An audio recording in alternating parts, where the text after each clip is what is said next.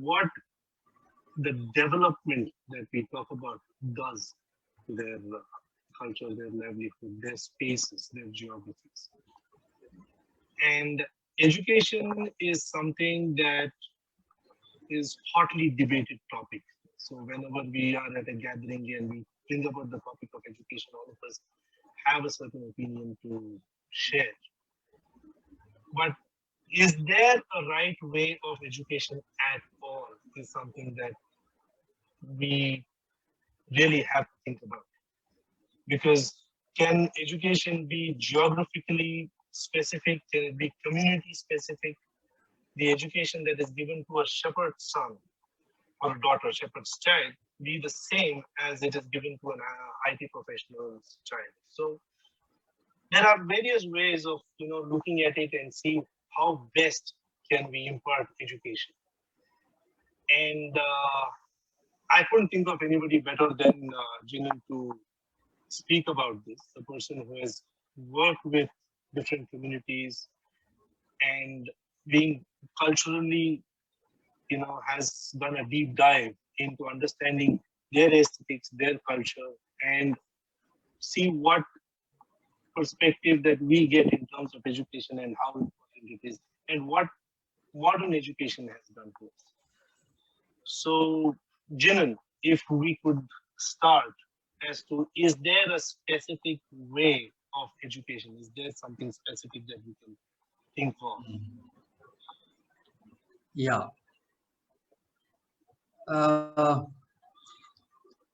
So let me first take you through a different journey, actually, a different exploration, basically. I'll be using, a kind of a formal presentation. I have prepared a slide for this. And so I think, see, one of the really important thing that that we must remember is that we are trapped in a way of knowing that prevents us from seeing anything other than that is fed to our system. That has to be very, very clearly understood, that we are trapped in the what I call as the matrix of language. What I mean by this is that the I keep telling this, that the illiterates learn the word, illiterates learn the world. And what has been missing from modern understanding is that what we learn equips us with the qualities that are required to learn that particular thing. Again, other very important thing to be kept in mind is that our brain is extremely pliable.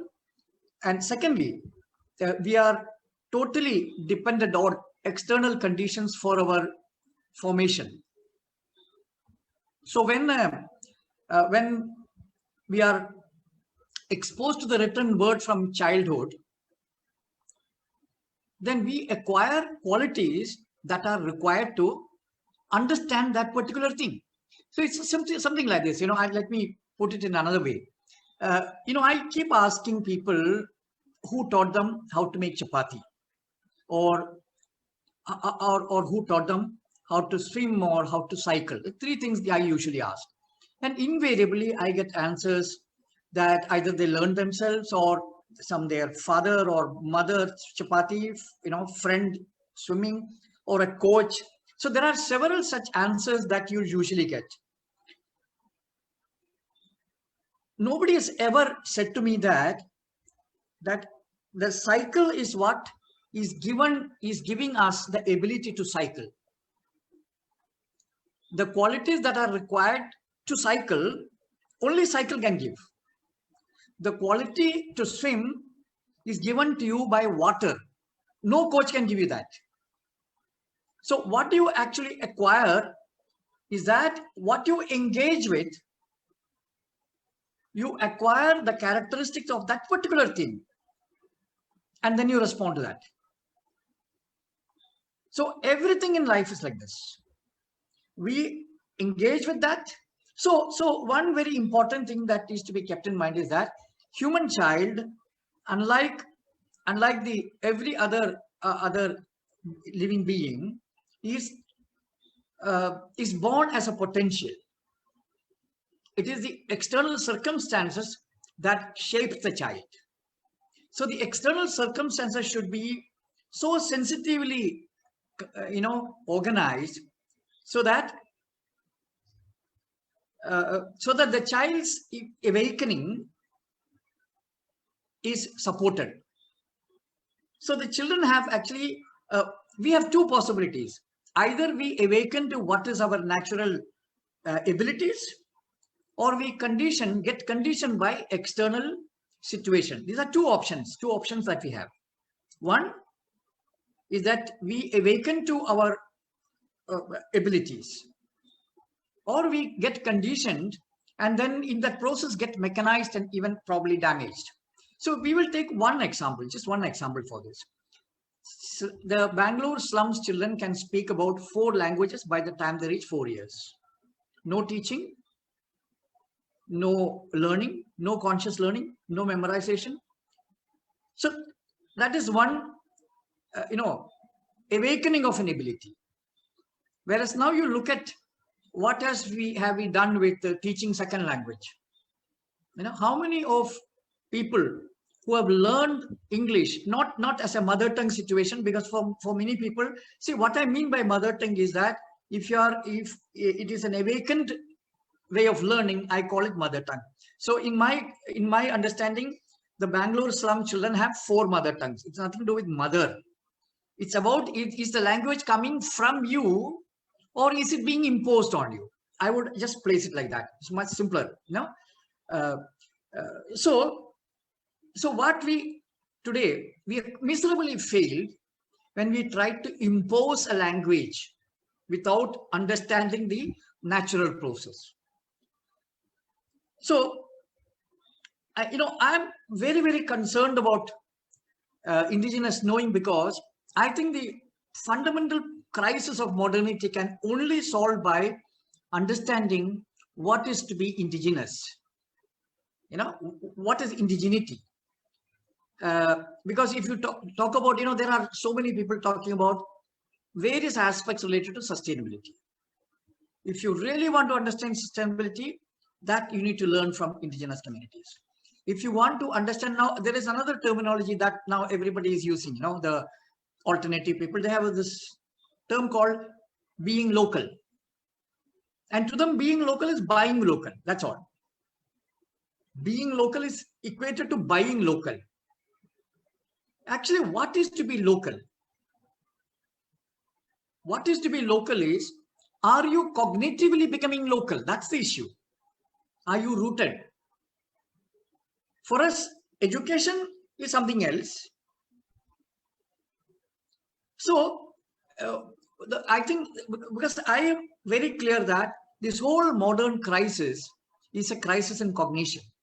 What I mean by cognition is, so as I told you earlier, what you cognize in terms shapes your beingness. So cognition is a two-way process. It's not a neutral process in which, you keep learning and nothing happens, no change happens to you. No. Whatever you engage with is going to shape your total beingness. So that is the basic context of my presentation. And I'll give you a little background of my interest in this. I was, never liked going to school, and I did engineering, but hated that 5 years. And I went to design education, and first time I really started enjoying learning, because that learning environment. So I have this idea, thing called teaching environment and learning environment. What most people have experienced is teaching environment. Teaching environment means the content already is decided, and the teacher teaches you, and you're forced into learning something, but learning environment is where the learner is responsible for that total thing. So the teacher may not teach, because at NID the situation was that teachers were involved in their own interests, And to my surprise, I found that uh, that that all the students were actually interested in going to classes, unlike what you find in the normal other educational institutions where, you don't really feel like going. You're somehow compelled to go. That is not at all the situation in a design education space, where there is total freedom. Nobody ever checks whether you are coming or, nothing. Still, students are really involved in learning. So I began to get a glimpse of what is possible, that in a certain context, certain conditions are exist, then there is an environment where people learn. I mean, you don't have to do anything about it.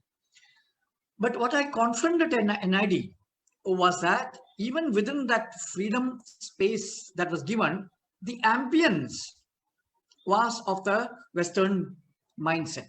So you are free to become a Westerner. What I mean by this is that the aesthetic sense is very Western when we study that. So that is actually my primary interest, was to understand what is the aesthetic sense. You see, three ways conditioning takes place. One is through language, information. They will teach you all kinds of things, but by reading 3-4 other books, you may, it is not all that harmful, But the second level of conditioning is the emotional level of conditioning, where that is the reason why most of the non-Western people feel inferior to the West. So that's the emotional level. There is a fundamental damage that the educated people go through. In fact, many of them think that this is the normal way of being. This, feeling of inferiority and all that. It has been so normalized that people don't even address that as a problem, and the third way is at the level of body. This is actually the most dangerous part, because your senses are being trained or conditioned to like something else. So that is such a much deeper level, when even your aesthetic sense, because many of us think that beauty, we think we what we like is what we actually like. We are conditioned to like certain, So this conditioning is what I was really concerned about. So I actually, luckily, because of my interest in crafts and all that, I started working with rural tribal communities. And my first visit was at Nagaland. And that is when I really, began to question this whole role of NGOs. Because when my life at Nagaland very clearly told me that they are far more civilized than people like us, the so-called Indians, far more, kind, far more altruistic, far more, so in every way I found them superior to the regular educated person. So I began to question this, what exactly is happening with this idea of, NGO work and development and things like that. So that was a very interesting journey. Then I began to, relook at what is this rural tribal life. After that, I started working with different various rural artisan communities in Orissa, in Bengal, in many, many places. So while living in Orissa, it was a 6 months project that I had taken up to work with potters. And that was a very, very important kind of a experience, because till then I was not staying so closely with the community. I was staying elsewhere, going to the village for some time, and didn't have a much closer kind of experience. But this was something that I was staying with them on an everyday basis. I was eating there, so I could really see what was happening there. And to my surprise, I found that they never say no to their children. Children feel, I feel, that they are in a sort of an existential sense of freedom. But what we are experiencing is very anthropocentric sense of freedom. Freedom, something that your adult parent gives or somebody gives, which can be taken away also. But for a rural person, a rural tribal child, it is actually given by life. And parents have no role in that. And parents also, interestingly, never ask where they went and what they are doing, nothing. There is a total respect for autonomy. So this was very, very interesting. Other thing I noticed was that there's no teaching at all. the potter's child was learning on their own. And every other communities, the concept of teaching I found was missing, whereas learning was happening. Every child, by the time they reach about 8, 9, 10 years, were very good with their crafts. So that was something that again fascinated me. And I also began to look at why is that, what is preventing the educated from seeing the value in these people. That is what again started bothering me, because people have been going to the rural tribal people, wanting to change them, wanting to develop them, always with the assumption that we are developed, we are superior. So there was something that is within the structure of modernity's formation that doesn't allow us to understand the other. So I began to look at what exactly is wrong with what I call as the textualization of experience. Because all our information is basically coming from the books you read. Then you create a story in your head. And through those stories, you begin to look at the rural tribal people. So a normal person that goes into a rural tribal area only finds poverty there. Then beyond that, they are not able to see anything. They are not able to, a designer will find that, they are uncreative, they are this, they are that. So their role, they establish. So every time I find, whichever professional goes there, they would establish their role as superior to the rural tribal communities, whether it is a marketing man, a designer, or anybody, whether it is an environmentalist, they also want to save them, like they would want to help them to what is one silly term the modernists use called upcycle. I find so angry with these kind of terminologies this people start using, with no respect for life.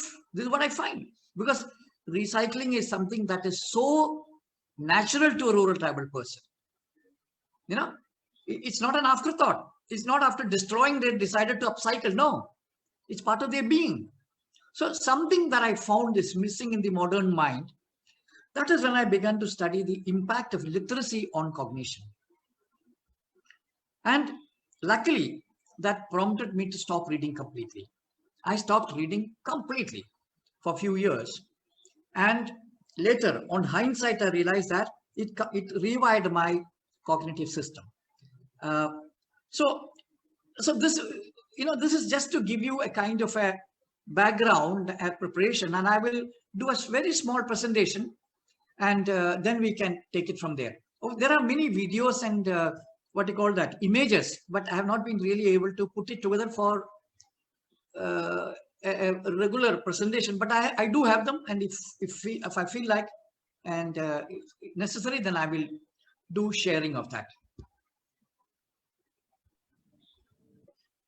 Yeah, Jinan, before you start with the presentation, there's one more thing that I want to tell the participants here. After Jinan is done with his presentation, whenever he's ready, so we'll open for questions. So you can type your questions in the chat box, and we will ask Jinan, and he will be more than happy to answer it for you. So yeah. Okay. So I covered this. What prevents us from, understanding indigenous people actually.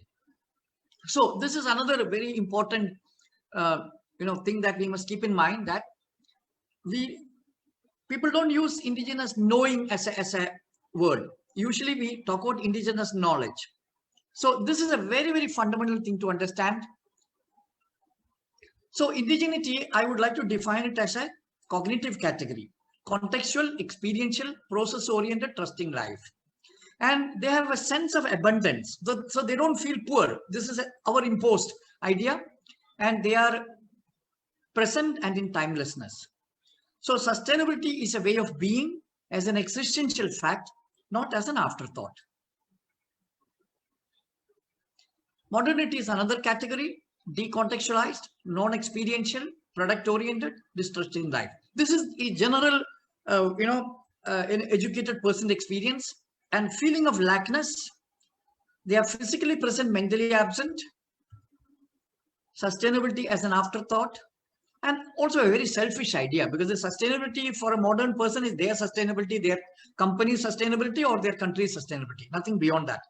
So sustainability, then, that is a lost game the moment we look like that, because sustainability is actually that encompasses the whole life. It's only within that context there can be sustainability.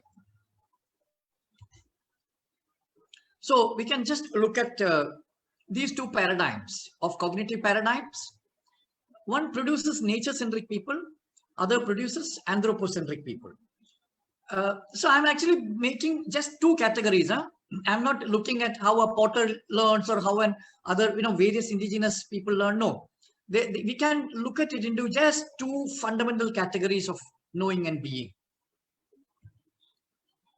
So to my mind, printing press, and this is what has created a new cognitive condition, which is actually what produced modernity. What I mean by modernity is people who mediated knowing is my definition of modernity. Indigeneity is direct knowing, and modernity is mediated knowing.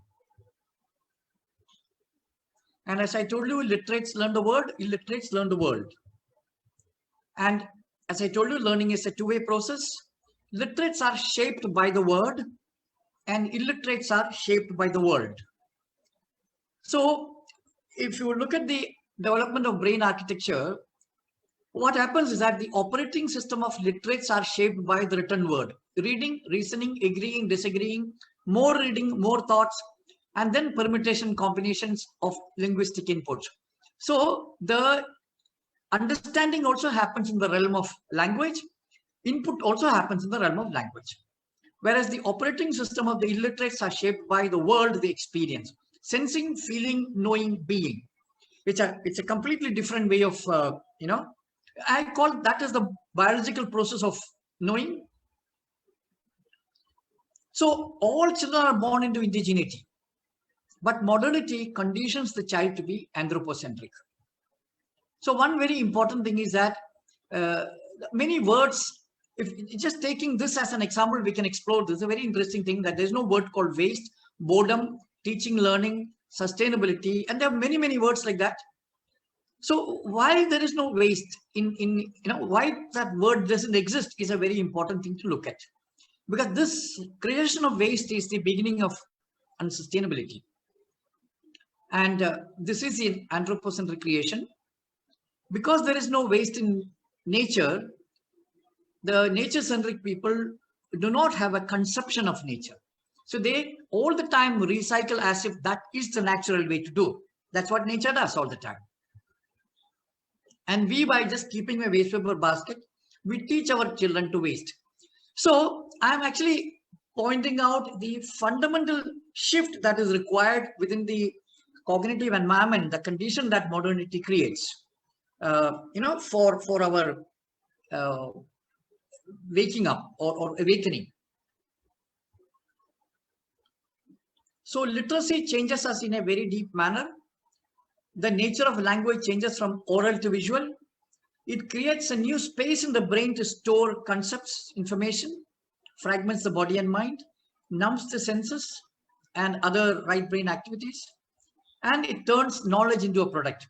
See, one very important thing that I've been, thinking about is the production of a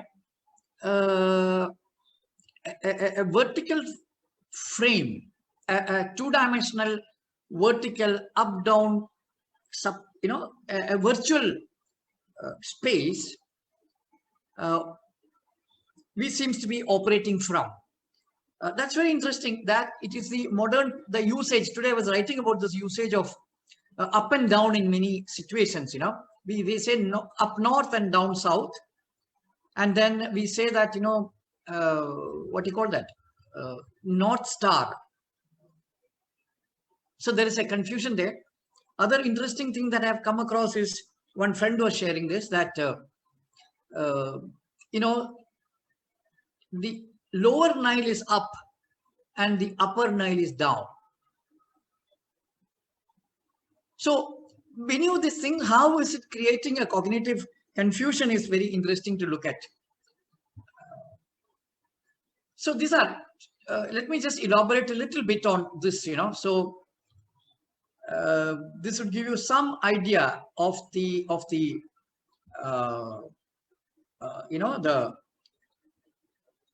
various aspects of that, like looking from, starting from the cognitive source. So, and one first table is on what is the cognitive source, meaning the content, tools, process, foundation. So I've looked at various aspects of cognition on one, how illiterates respond on the second one, and how literates respond on the third one.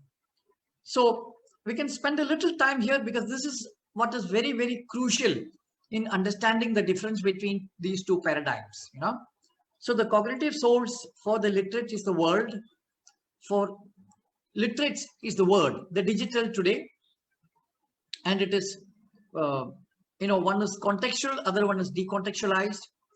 Tools, senses, body, and mind for illiterates, and just the mind for literates. And of course, the digital is done a little bit of rewiring, but it's a very, very dangerous way it is rewired because it only uses two senses, and it also uses in a very decontextualized manner. It changes the scale, it changes the sequence, and many, many things. And I think it affects the way our brain gets structured, actually.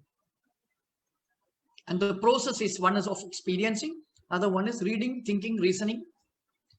And so this is very key to understand cognitive foundation, because this foundation is what enables you to keep building your next, as you experience more, it is this basic foundation that enables you to help to understand the world, actually.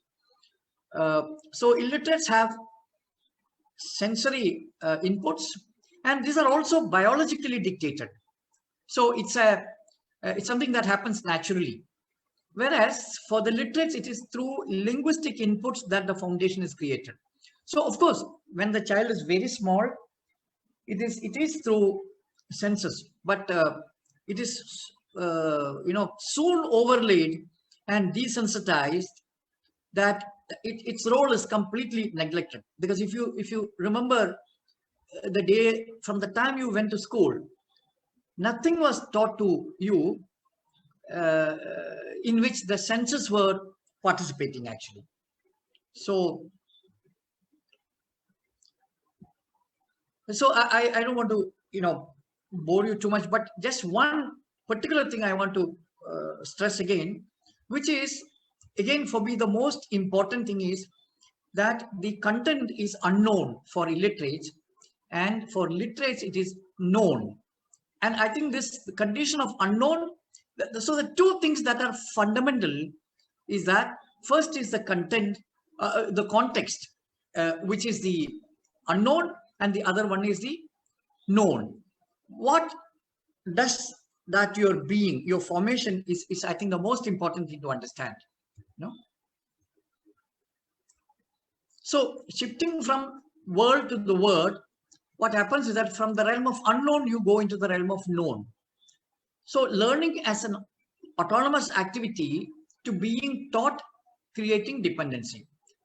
This creates fragmentation of the body and mind, denial of living aspect of knowing, which is the biological aspect or process orientation, disappearance of feminine, the quality of being, and preoccupation with permanence and certainty.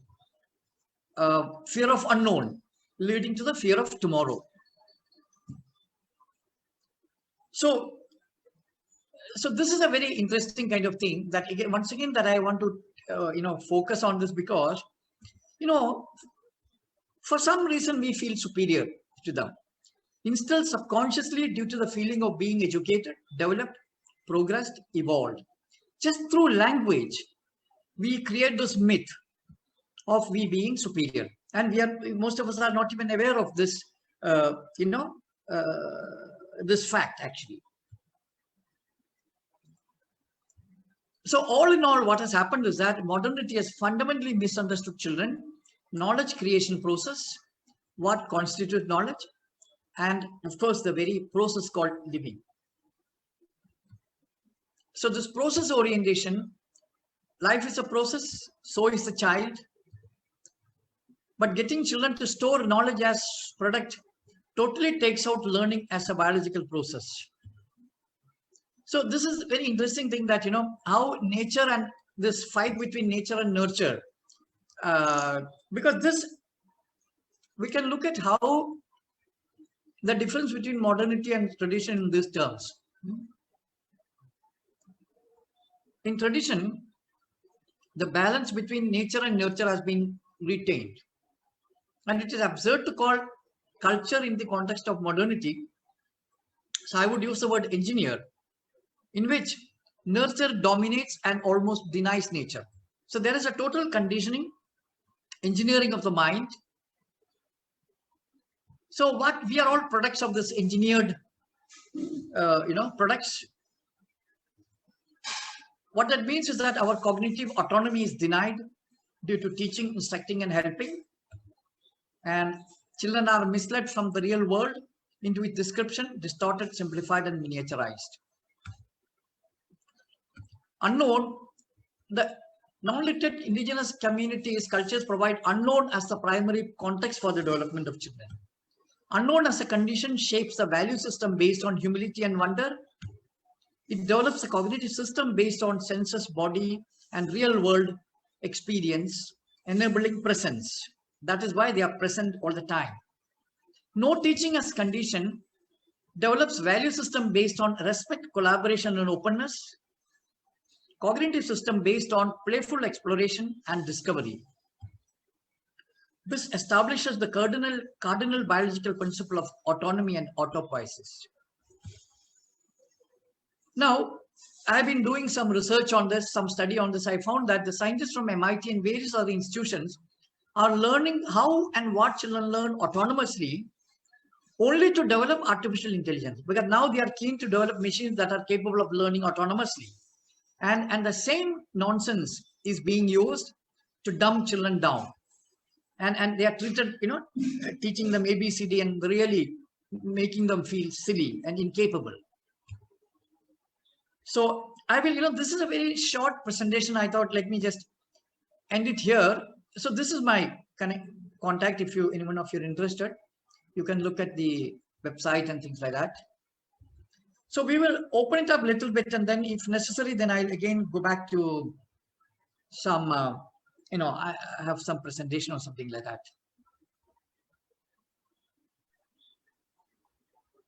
Just an outline. This, I thought, let me bring out the, just the structure of all this. Now, I have reached this. Let me also tell you this. So my research has been almost for 30, 35 years. And I have reached this. This is kind of a final presentation that I, prepared without any image. Usually all my presentation is supported by videos and images. So when I say waste, and it's all there.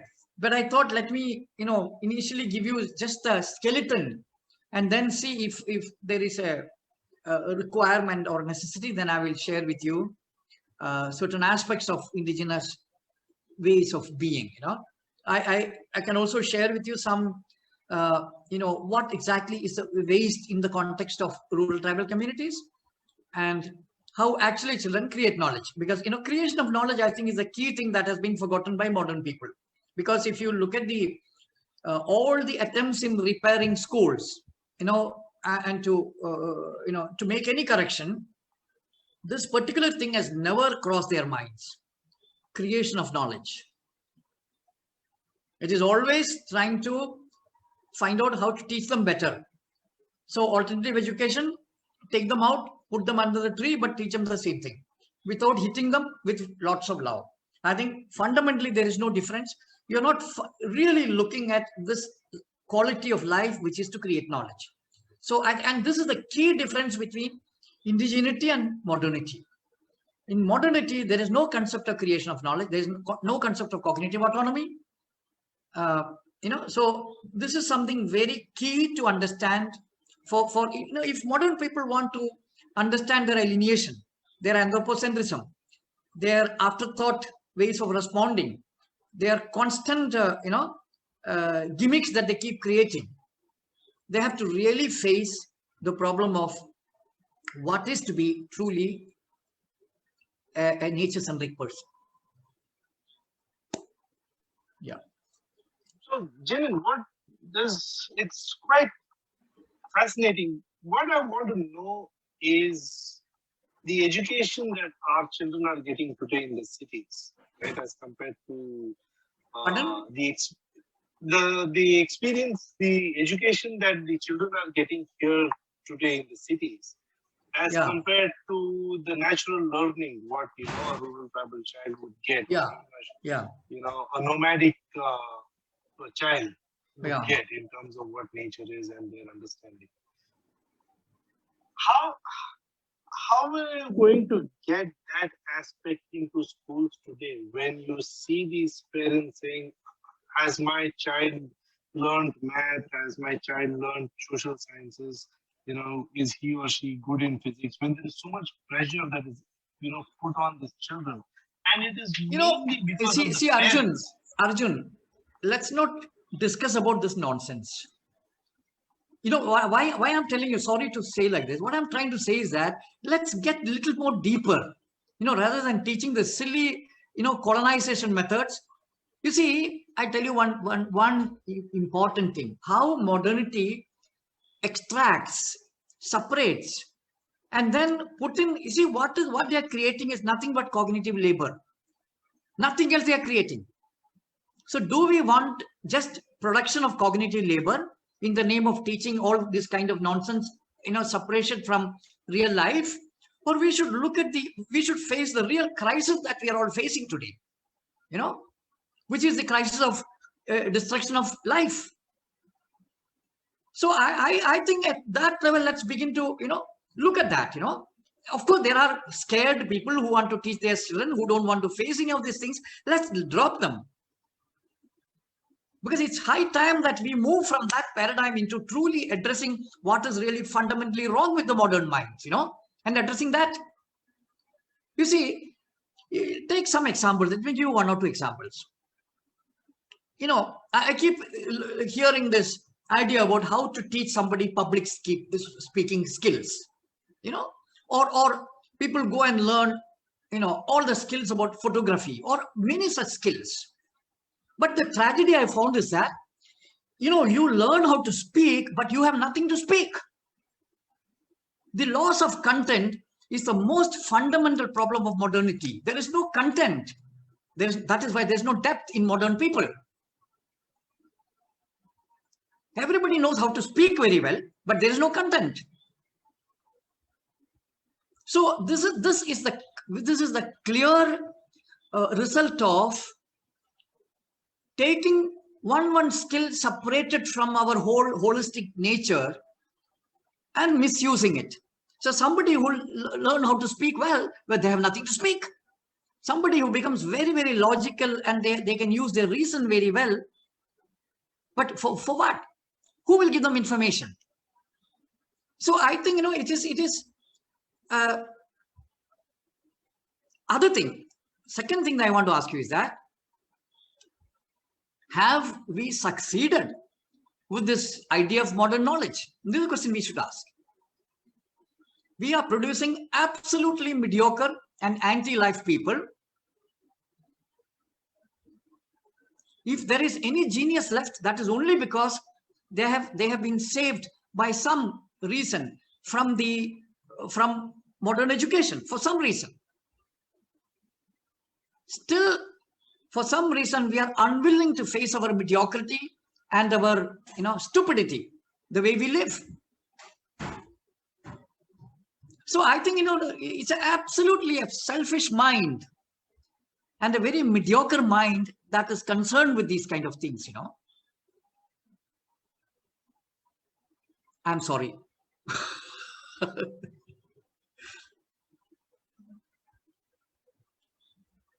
Unmute, Arjun.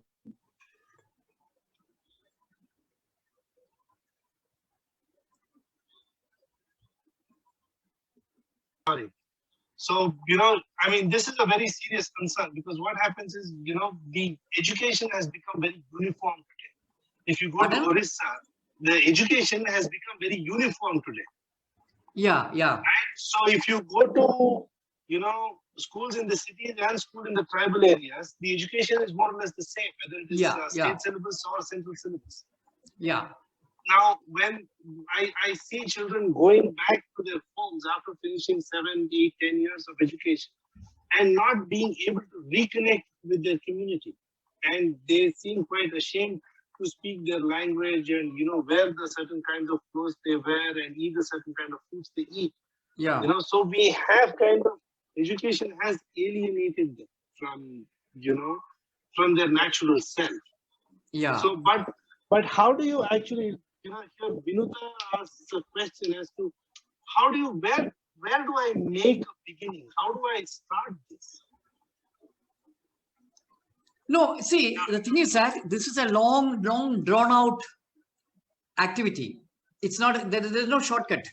Let me, there is one shortcut, provided we understand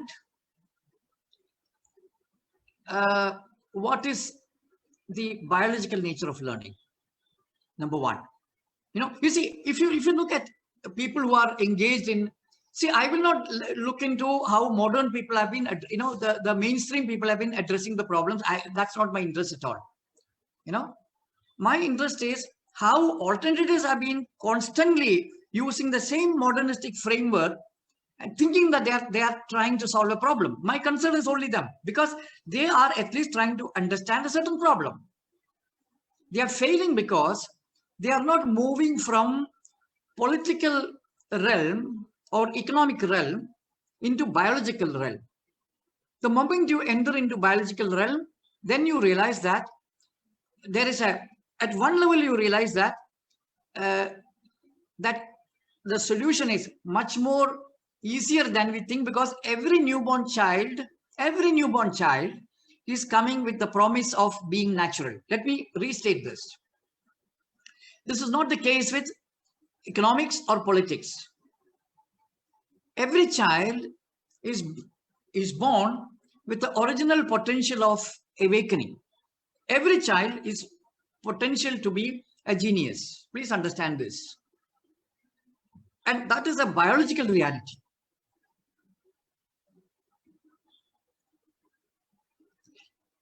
So, you see, what is interesting is that in the last 300-400 years, the whole research on children has been how to teach.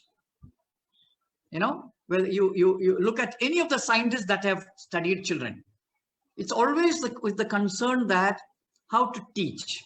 So the paradigm was how to teach. It's only now that within the, as I told you, in MIT and many institutions, that the research has started how children learn.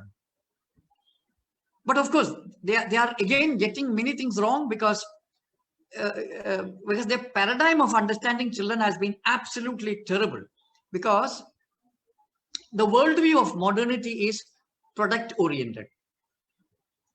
Why I'm telling is this is because the notion of toy is a modern construct. The notion of toy. There is no toy at all in the concept of indigenous communities, or even any child. For no children do not have the concept of toys until we impose toy onto children. Simple thing is that I'm sure people who are sitting here, they must have done it, or they have seen their children doing it. That's sitting on a sofa and bouncing. Have you seen it? Sitting on a sofa and bouncing. Children bounce. When the moment they sit on a sofa, they start bouncing. Why is that? So if you actually look at every activity that the child does, the child is trying to understand the real world. And the world is being understood. Let me also ask you one or two more things that you people must have done. Let me just take a paper and this thing. When you hope you can see me, that when you were children, when you got the notebook, did you keep the book like this, on the table and said something about it? You said this is a house, You remember calling this a house? Why is that every child doing it? So number one. Secondly, have you put bedsheet over a table and played the house? Just put bedsheet over the table and you pretended to be a mother, father, whoever, doctors, somebody getting married, all kinds of things. You played that. Second. Third is, have children used, the pillow, the chair, table, whatever they are able to find and made the house? Have you done it? Have you seen doing it? You see? So these three things. So if you want to understand the world is nothing but what you see, which is the form, what is the use of it, function, the process of making, then materials that are getting used for that, understanding of materials, and structural strength, structural stability. So children, if you look at any activity the child is doing on their own, it is to understand the real world in terms of these 5 attributes of the world. World as a form, world as function, world as process, world as materials, world as structure.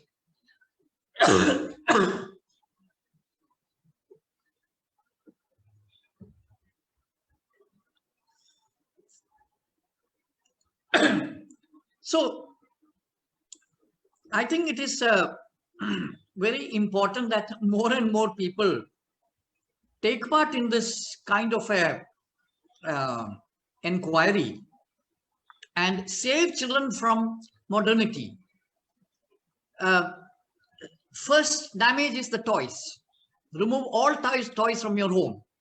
That will, they will become process oriented. See, the shift, as I told you, is from process orientation to product orientation.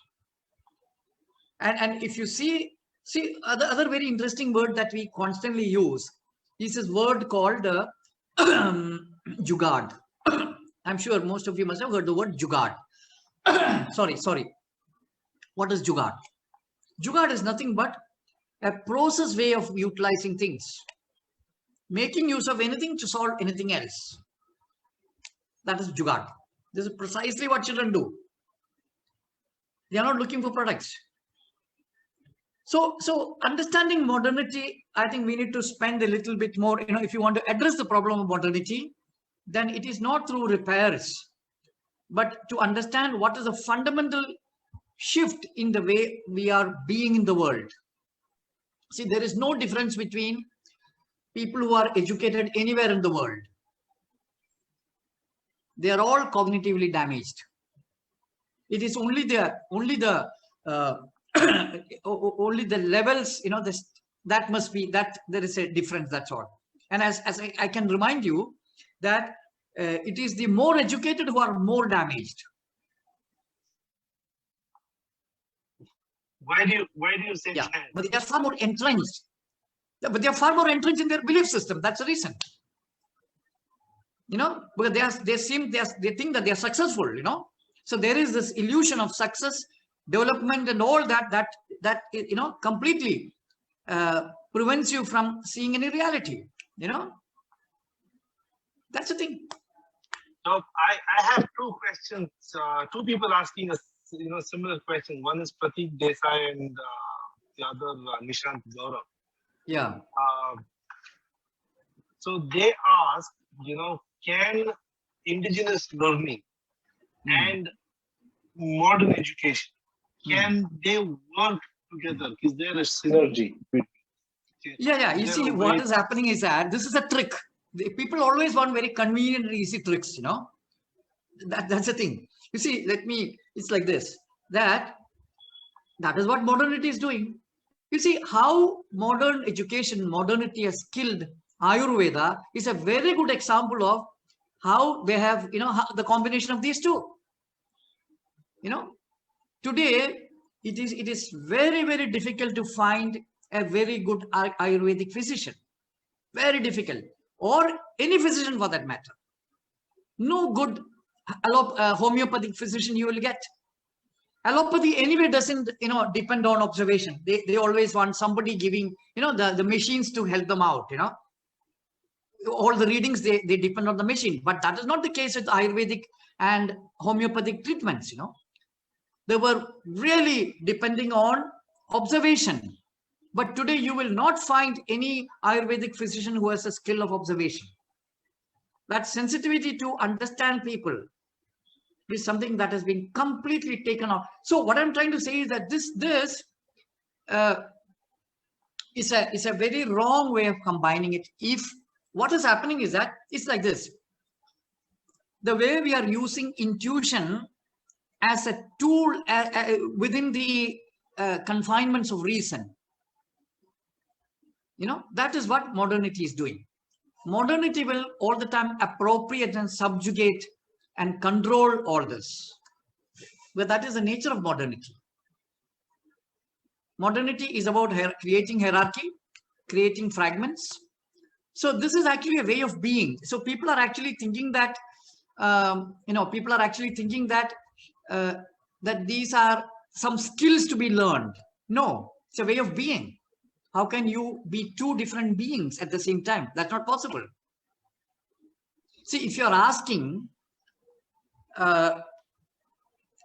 see, the thing is that at this point, what is really important is that decoding indigenous knowledge in a bit more deeper manner, the way that I've been trying to decode how children create knowledge. I made real effort to understand how children create knowledge of the real world. Similarly, what we need to understand is that how do actually, for example, let's take grammar.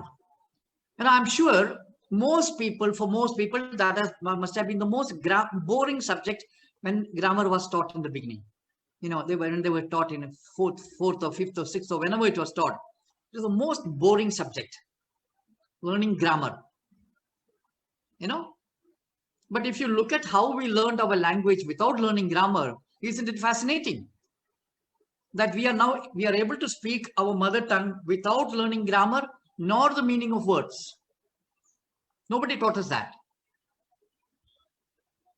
So it is actually important to decode how that particular action is taking place, and then keep applying to other places. For example, suppose what I would do is that, suppose I want to, I want somebody to learn grammar.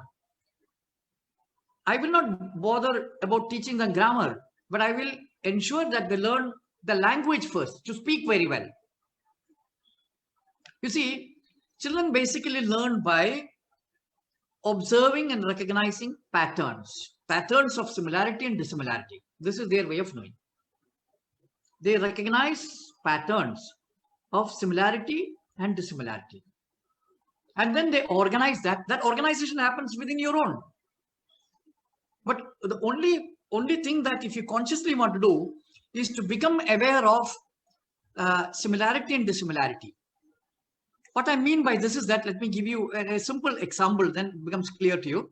When you ate mango for the first time as a child, the taste remained. Second time you ate mango, there was a recall.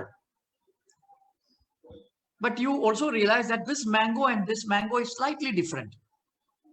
Then you ate another kind of mango. Then you ate another mango in a different stage. So it is so each time you're eating, you are creating an understanding through the senses of taste, of size, of shape, of color, of smell. Am I right? You call all of them, for most people, all mangoes are mangoes only. Whatever you call, it is a taste that distinguishes these things. So it is through understanding of similarity and dissimilarity that we actually create knowledge. Of course, this, I won't have time to show you all that, but I have a very deep study on how children create knowledge. What is the connection between language and the world and the world, how they create categories and understand. So that I won't have time to show that, but it is with a very clear understanding of how knowledge gets created in indigenous communities that I am talking about this. So it is not a some kind of a vague idea. I have studied children for last 25, 30 years, from which I have understood how they actually learn the world and how learning the word and teaching destroys this natural process of learning? See, we are having a chat now, with some nice bunch of people, and we have technology in front of us. So you are sitting in Kerala, I'm sitting here, and there are people from across the country, participating. I didn't hear you. Can you repeat it? So we are here interacting via computer, via telephone, mobile phones, right? Yeah. And there is a technology that we are using where you are sitting in Kerala, I'm sitting in Bangalore, there are people from across the country, listening to you talk. This technology that has been brought up, the laptop or the telephone. Yeah. Would you attribute it to modern education system?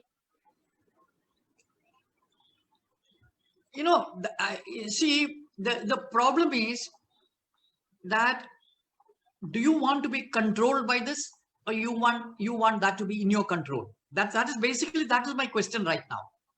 For example, what I'm trying to say is that should the book control, shape your cognitive system, or will you be able to use the book as your tool, or the book will use you as a tool? This is the option. So from wherever we are, you see, I read now and I use it as a tool. It doesn't shape my cognitive system. So fundamentally, are you in control, or are you under the control of the book, of the external world? That is the question. Do you understand my point? Whether our cognitive system should be wired by the real world and we use the word as a tool, that's what I'm trying to say. So I'm not telling that throw away everything that we have, thank everybody who has created it, but look at the dangers of that also, and see it as whether can you use it as your tool. That's what I'm trying to talk about. So when you say we use it as a tool, and we have to make our children more sensitive towards their surroundings, and get them to use their hands and work towards crafts a lot more than what they're being taught at school. How do you start applying those things at home? How do you begin that? Because most children are SSLC, the state syllabus or the central syllabus that they are learning, and you come back and there is peer pressure. Then it's a very complex issue that it's a complex issue. You see, and the thing is that are not, and getting children to go away from something to try something new. Oh my God, it's hell. No. You see, this is by people who do not understand the damage. So we shouldn't worry about them much. You see, the thing is that there are so many homeschoolers, and there are many people who want to come out of the system. Those who want to come out of the system, but by mistake, they are again getting trapped by the system. That is the place where one needs to begin to work. So I don't think we can. So there are two fundamental issues I feel. One is that how do we prevent further damage to our children? When a born child is born, how do you create an environment where the child, gets an opportunity to awaken to their possibilities? Second thing is that, as soon as you understand, how do you begin to reclaim your possibility? There are two ways we can do it. One is that you prevent this completely.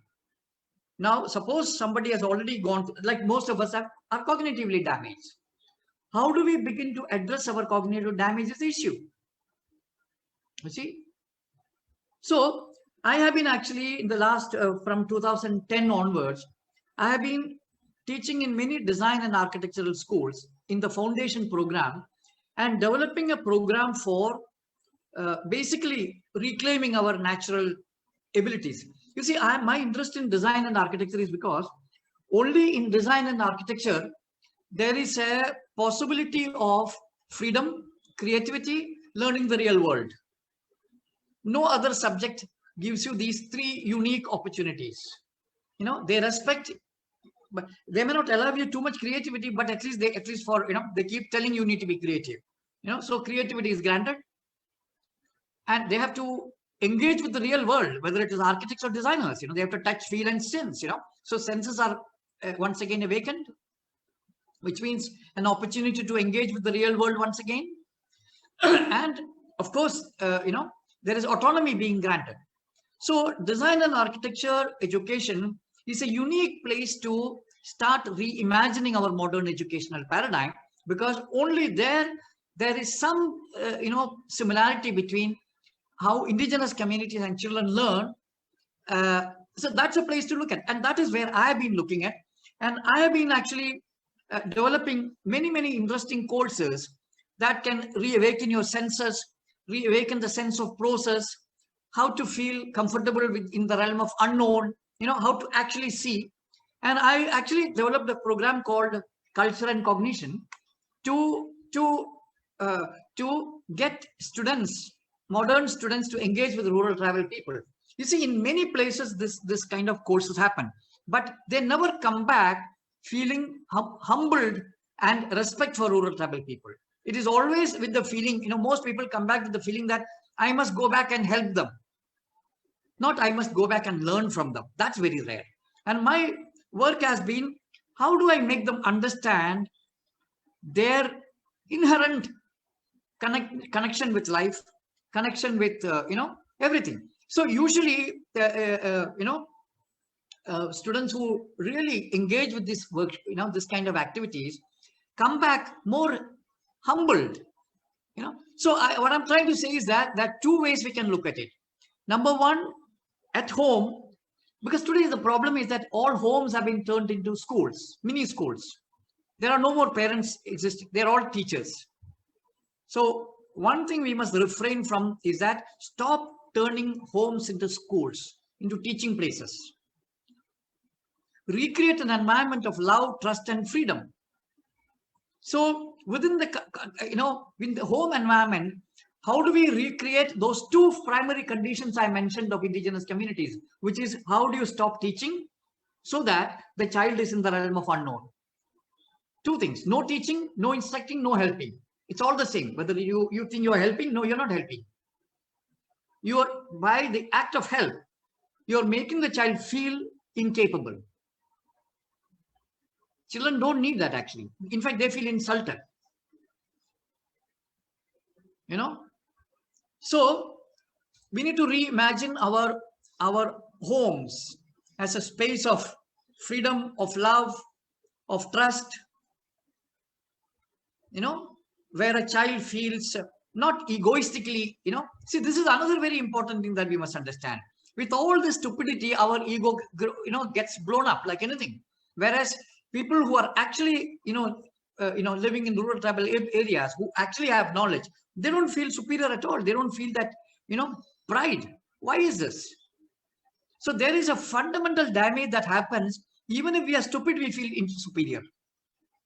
So why? So this ego development is another area that I have not touched upon, that which is very crucial to the, you know, to the psychological health of a being, you know. So you see, the thing is that yeah, please ask.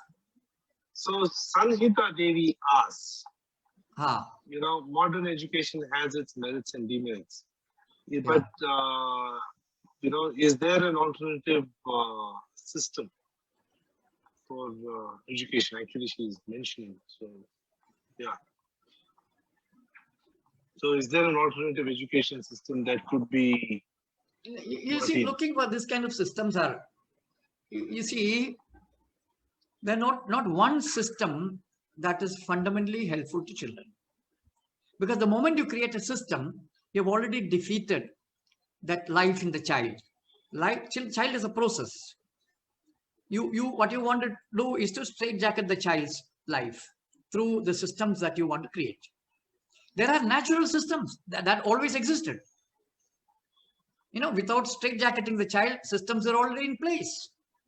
There are, you know, so it's only a question of recreating that. You see, it's very crucial to understand that till the age of 9, 10, children should not be put through any kind of system, you know, this kind of system. They should be left alone to understand the world. But the problem is that the adults around them are very mediocre. That is their problem. See, the problem of children are adults, I guess. Yeah. Pardon? The problem of children are adults. Yeah, that's the point. That's the point. You see, when I'm talking about rural tribal areas, a child is constantly seeing something or the other happening all the time. Now, a potter is busy making things. He is, you know, right from the morning around 4, he wakes up and, you know, does fantastic things. He's taking rest. He's happy. He's contented. So he has a fantastic example to imbibe.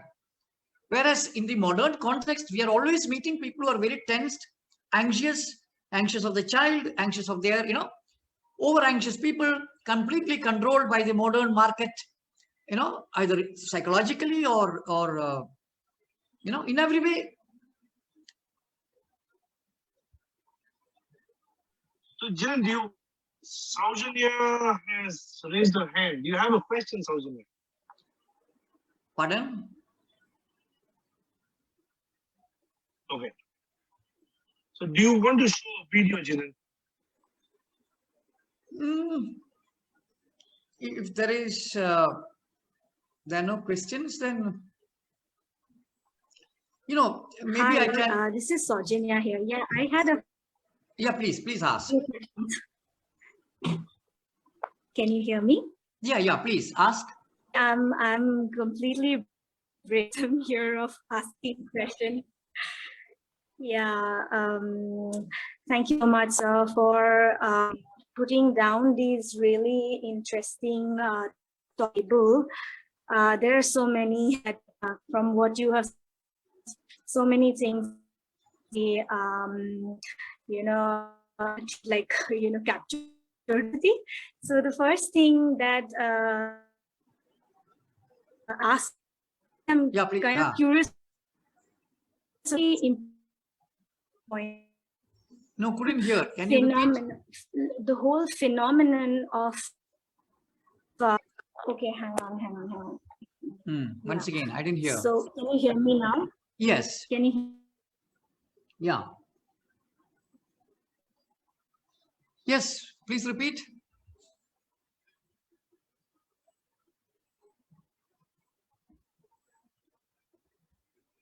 No. The thing that was one very important thing that you pointed out is this whole phenomenon of being local, you know, Yeah. and that is something that is, you know, like an excellent observation, I would say, and a very, very, very important thing to actually look at, because, you know, for last 10-20 years, a lot of people have moved from this alternative schooling and to educate because they're so frustrated with the whole city, the whole education system that is happening in modern. I don't want to use that term now.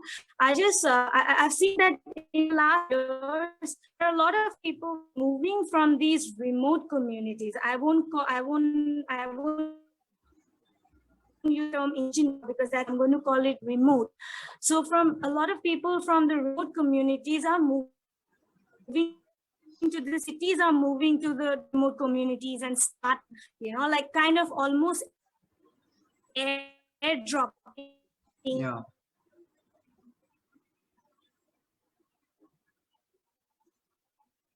Whole concept, the phenomenon of being local and being so this influence, you know, making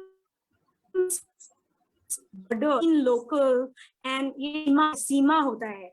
It's making border more and more strong.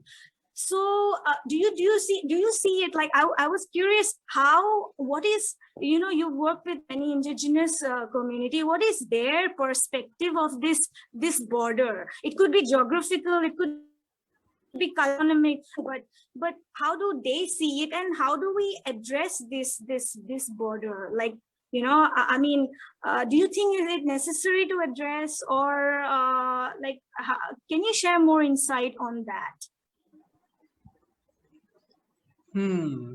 I actually, I'm not very sure I heard you, because little snippets only I got. So you see, the indigenous communities resisted the imposing of modernity many years ago. I mean, quite some time ago. But now they have been so very well subjugated that very few people left within the indigenous societies who are able to see through the damage that modernity is doing to them. It's a, you see, and there is another thing also, like the way the modern person feels subconsciously superior. Indigenous people have an inbuilt way of trusting, so when you say that, that is the reason why modern marketing has been very successful in the rural tribal areas, because they trust modern persons marketing, even though these are all harmful. And even if you tell them that this is harmful, they won't believe you. They believe what the marketing person has been telling them, So there is this inherent so I don't know whether it is how this is going to play out in the future, because both are so this is like a catch-22 situation, no? That the rural tribal person who is having this trust as a way of being is being misused completely by the modern person. But if you tell them to distrust, you're actually doing disservice to them, because then you have already lost it. You see, I constantly have this problem, because I am still quite a modern in my ways of being. My wife is a total illiterate person, and I always find the way I dominate her, and I feel, oh my God, what am I doing?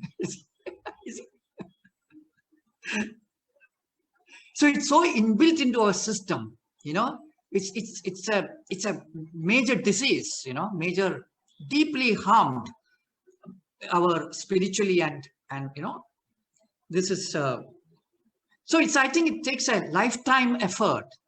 See, I look at it more like a deep time for deepening our inquiry into what exactly is life. So of course material things are required, but I think it's a more deeper crisis that we are encountering, and to really understand what is the human crisis, how we have become fragmented, mind and body. So the other thing, solving your child's education and all that is also there, but I think a deeper issue is how, as an individual level, we begin to what you call that, address our own fragmentation, our own alienation, and I think my focus is mainly on the individual and not on the child, because to me, I used children as a source of inspiration. Being with rural tribal children was a fantastic way to change my beingness, and when I adopted a child, I took 3 decisions: never say no to her, always follow her, and never lie to her. Because of these 3 things, I was really able to observe her and imbibe, because see, as I told you, what you engage with, if you're engaging without a sense of superiority, then there is far more for you to drop, so I see it more as an opportunity for a deeper inner transformation, and in that process we change the maybe the way that we educate our children, or other things, the external world. See, the problem today is that we are giving far more importance to changing the external world rather than to our inner being. Because see, even if you make things sustainable outside, the person is by nature unsustainable, so they will anyway destroy it, next generation. So the trying to solve the problem of an external world is a lost game, because if we don't change, the way we be in the world doesn't change, then whatever we do to the external world is going to remain the same. If not today, tomorrow we are going to destroy it. So it's actually very important that we address us as the problem, not the external world, us individually. And I think that is the opportunity, because there is no way you can change the world and then change you, that's not going to happen. Change you. There's a whatever little way possible, start the change. But as humans, we have always been destructive. So, Pardon? As humans, we have always been destructive. No, I don't. From the agricultural revolution. No. See, there is a very no, Arjun. There is a very crucial difference that printing press made. Please understand this. There is a very crucial difference that printing press made. That till then, whether they were doing agriculture, they were doing anything, they were using their senses. They were depending on their senses. Each individual was depending on their senses. There was autonomy. Whereas with the coming of printing press, what was denied was your senses, valuing your experience. You constantly began to depend on an external world, external source of knowledge.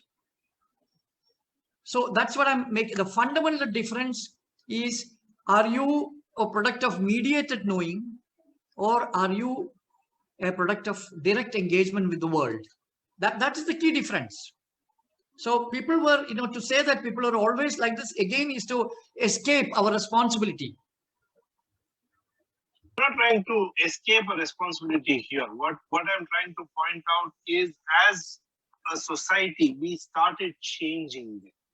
And all of that has led to what we are today.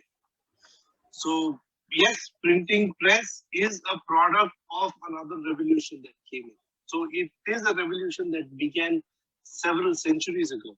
And then we have ended up where we are. And then we will continue to go somewhere else where, I don't know. I mean, how with the situation that is so complex right now, going back into, trying to rekindle our senses and, getting the children to not buy toys, right? No, see, this terminology of, see, the problem of modernity is that they only have a linear understanding of things.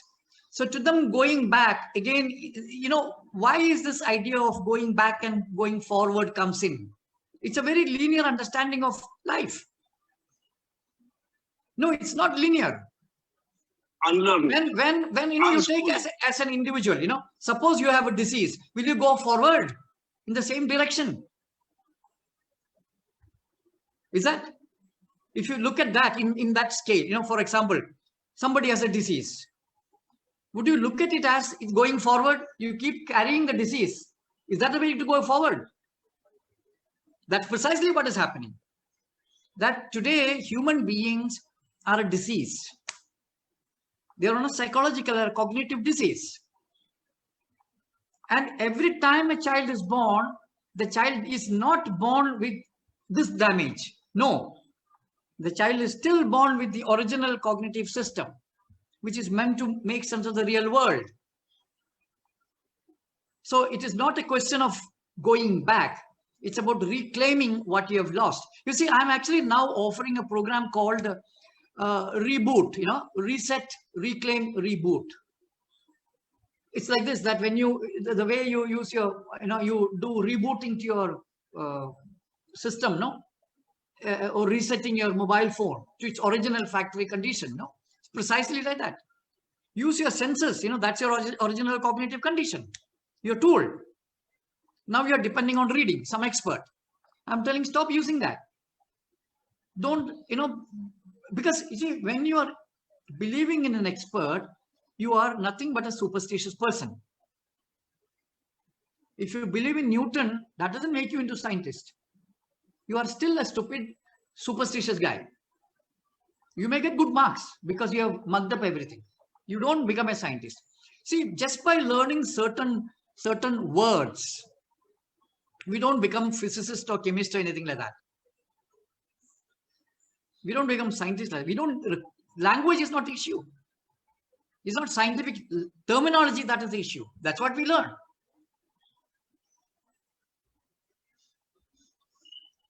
So it is really not about...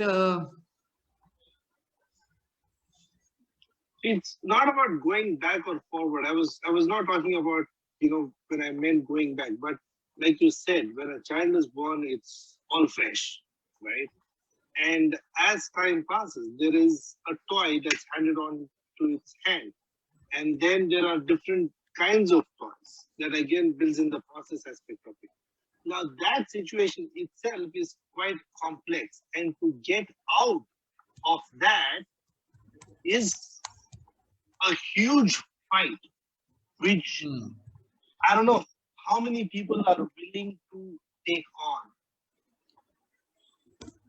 You see, if you look at what people are willing to take on, people are not willing to take on anything for that matter. This is what it is. You see, you look at our educational system. It's so thoroughly mediocre. So thoroughly mediocre.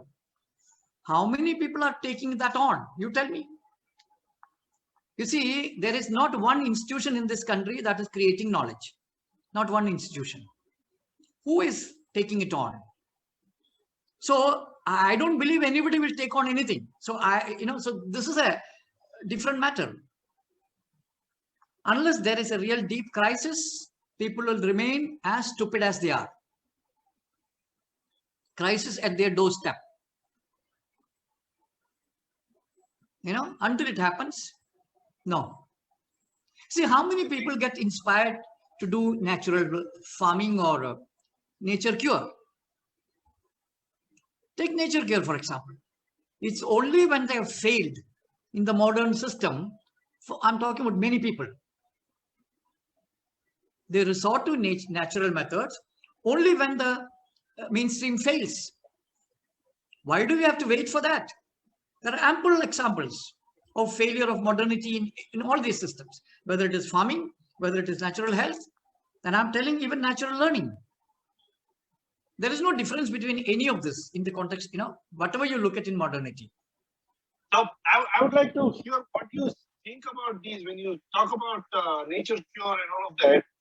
We see so many advertisements of resorts and so many spaces which say reawaken your senses, come back to nature and all of that. And what are your thoughts on that? I mean, does that really work? No. These are, see, I think a very fragmented approach to all this. It's like selecting Montessori, in education, because she spoke about senses. You see, people are getting the problem with modernity is that, modernity is constantly forcing people to be merchants. So they have to pretend that they know everything. This is the tragedy of modernity. You will very rarely find somebody who claims that I don't know anything. The only way to exist in modernity is by pretending that I am the expert and selling somewhere they have. And this is the context. This is what modernity has created, Everybody is doing all kinds of workshops, even though they know nothing about it. The best thing is how many guys are doing design thinking workshop is unbelievable. People who are offering design thinking workshops who hardly know anything about anything actually. As I told you, they're all very good in speaking. They are very good with language. So, see, the very nature of modernity can only create liars. Because it doesn't have space for humility, for truth. Can you tell me that when you sit in the, and watch the television for half an hour, how many lies do they tell you? Well, let's not get there. Huh. So see, this is what I'm trying to tell you, So we need to really relook at what is the condition that we should live in, What is the condition that we should provide for our children? Shouldn't be that of love, shouldn't be that of care, of truth.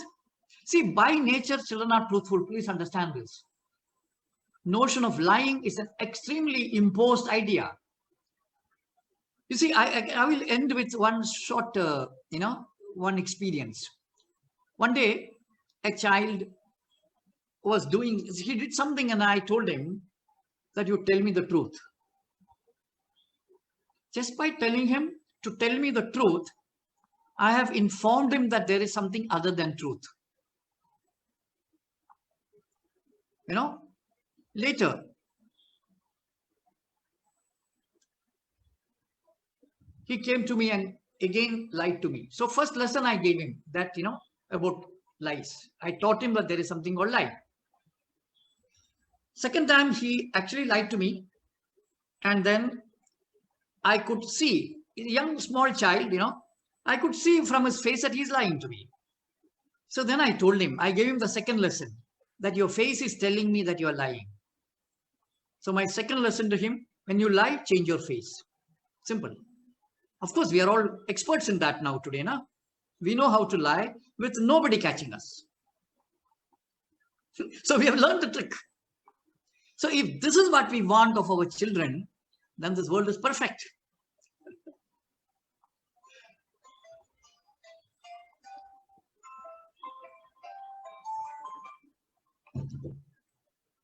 One last question from me. Yeah. So, do we put our kids in school or not? I would say no. We must see what we need to really do is to come together as collective once again. You see, today nuclear family is very, very dangerous. One child is very dangerous, having one child. Have 3 children minimum, have more adults for the child to engage with, not similar age, not your friends, but people who are much having. I'm sorry, me having 2 kids is painful enough. Yeah, that is for you. You are looking at it from your angle. That's a problem. I am looking at it from the child's angle. Please see the difference. You are looking at it from your convenience. This is the problem with modernity. We are looking from our convenience, either economic or physical. Look at it from the point of view of a child. What is the kind of experience the child should have? Child requires 2 more children, at least. I'm telling at least. 3 children, at least, there must be in each house. Yeah. But don't damage all the 3.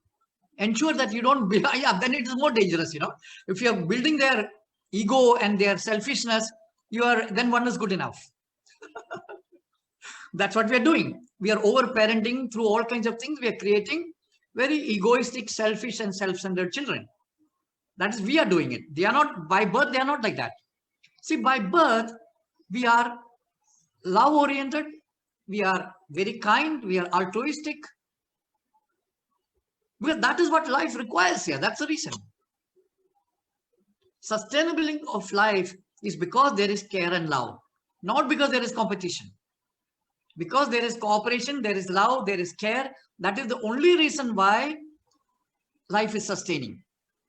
That is the value. So here, Ajayan has a question. You want to ask Ajayan your question? Yeah. Mr. Jena, this is Ajayan from Kozhikode. Yeah, please. Yeah. Sir, I have a small question because it's not a question that just I was thinking about it. You use the term sensitively organized. Okay, we should sensitively organize it. Yeah, That's a term which has a wide dimension. yeah, Ultimately, will it again lead to again a kind of what you call as framing, another dimension to framing. yeah, yeah. Yes. Can I answer? Yeah, please. Yeah, yeah. So that is why I'm purposely. So this is, see, this is like a catch-22 situation again. Mhm. You see, as I'm telling you, uh, so that is why we are trapped in a certain way. So when we ran a school many years ago in 2011 to 2013, we ran a school in near Pune, and there we were recreating an environment of freedom for children. You know, that is why I'm very, very aware of how one has to be extremely sensitive uh, in staying between action and inaction. You know, well, this is a very, very difficult thing that I'm trying to talk about, because once we have I know. already destroyed it, it's like this. It's like once you split the milk, it cannot be put back. Now, it's almost like that where we are. You know, the way we have been fragmented ourselves. Bringing it back is a very, very difficult thing, and that's what we are trying to do. So since there is no option, when how do we reorganize our space for children in such a way that it doesn't come across as framing? That is it's actually very, very difficult. It's not easy. So that is why we will have to really rely upon our deep humility and sensitivity. Thank you Okay. for raising this. This is a very, Because very, throughout your talk, that was again pulling me just to find out how. yeah, yeah, yeah. It's not easy. It's not easy. See, I worked with the rural tribal people with the Potters community many years ago, and in fact, I didn't do any teaching, but they created extremely beautiful work. High quality work, and actually, I started calling my method "do nothing method." You know, so in fact, I was pretending to be a teacher, but learning from them. This is again a term that my friend keep telling me. With children, how you should engage is pretend to be a teacher, but learn from them. Okay. But I don't agree with that. I don't want to even pretend to be a teacher at all. No teaching, don't teach your mind. Just be a plain, simple person, and don't pretend to learn also. Just be normal, because learning is something that is choiceless. It will happen to you.